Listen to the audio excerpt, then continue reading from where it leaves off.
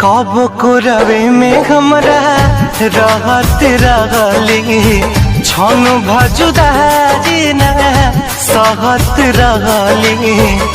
अब तो हमार बिना देखल सुरतिया, अब तो हमार बिना देखल सुरतिया हो जाता कैसे बिहान हो।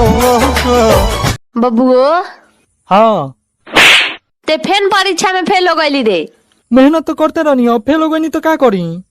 आ सुन ना, कोनो पूछी नु तो कह दिए फर्स्ट डिवीजन से पास भइल बा। कौन से बतैला के कामे नहीं खे, तो रिजल्ट फेसबुक पर डाल देले बन।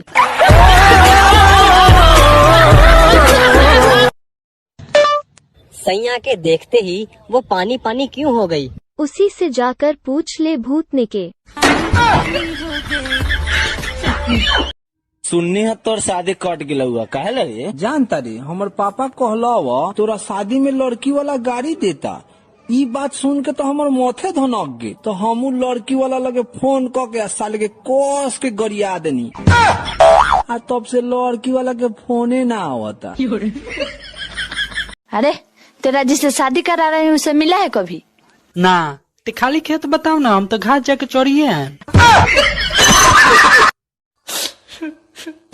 अरे तोरा का हो गई रे? अंजाम मिला मुझको ये आँख लड़ाई का। जो आउरी आँख लड़ाओ कोनो धो के आँखिए भड़का दी तो ठीक रहा। जा के मर जा कहीं, बहुत पीछा छूटी। हम तो परेशान हो गए बारी धोरा से। दिल से कहता रू ना तो गार से कहती है।